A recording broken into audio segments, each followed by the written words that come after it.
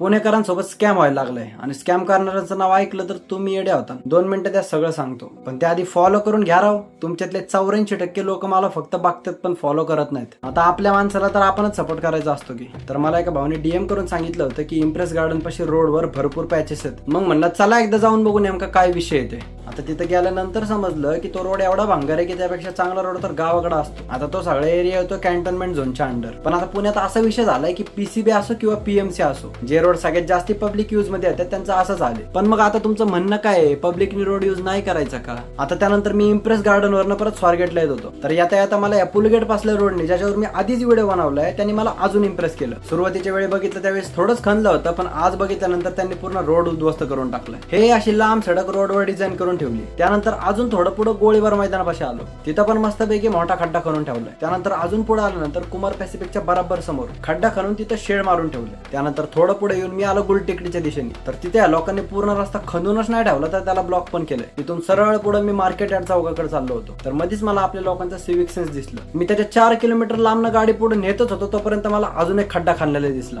मी गाडी थांबवली आणि मला प्रश्न पडला की नेमका विषय काय झाला, एवढं काय खड्डे खांदायला लागले. त्यावेळी मी थोडा रिसर्च केल्यानंतर समजलं की रस्त्याची कामं उन्हाळ्यातच होतात. बरं ठीक आहे, मी मान्य केलं रस्त्याची कामं उन्हाळ्यातच होतात, पण मग ज्यावेळी रस्ते बनवत असतात त्यावेळी नेमकं काय काम करतात? कारण मी जन्माला आल्यापासून आजपर्यंत पुण्यात बघतोय की कुठं ना कुठं तरी खोदकाम चालूच असतं. खरं सांगू का भावांना, आता असे रस्त्याची व्हिडिओ बनवून मला असं वाटायला लागलं की मी स्वतःच कॉन्ट्रॅक्टर बनावं. नाही म्हणजे विचार करणार की गोष्ट आहे की वर्षभर या लोकांना काही ना काहीतरी काम असतंच. झोपेतनं उठलं चला आपल्याला रस्ता खांदायचा, झोपेतनं उठलं चला आज आपल्याला पाईपलाईन टाकायची, झोपेतनं उठलं चला आज डांबर टाकून येऊ. अरे बाबांनो, तुमची काही सिस्टीम फिस्टीम आहे का नाही? का मनाला वाटण तेव्हा काही करायचं? तुमचं कसं झालंय माहितीये का, हातरुणात उठायच्या आधी आंघोळ करायच्या, नंतर हातरुणात उठायचं. आधी रोड पक्का बनवायचा आणि त्यानंतर तुम्हाला लक्षात येतं की त्यात वायर लाईन टाकायची होती किंवा पाईपलाईन टाकायची होती. हे बघा पुणेकर, ह्या लोकांना बोलून काहीच फायदा नाही. आपलं पुणे आपल्याला सुधरवायचे. तुम्हाला माहितीये का, मुके इथे सत्ताधारी आणि तुम्ही यांच्याकडनं बोलण्याची वाट बघताय. तुम्हाला जिथं कुठं काय प्रॉब्लेम असेल मला लोकेशन आणि व्हिडिओ डीएम करा. बाकी हा व्हिडिओ कसा वाटला हे कमेंट मध्ये नक्की सांगा आणि जास्तीत जास्त लोकांपर्यंत शेअर करा.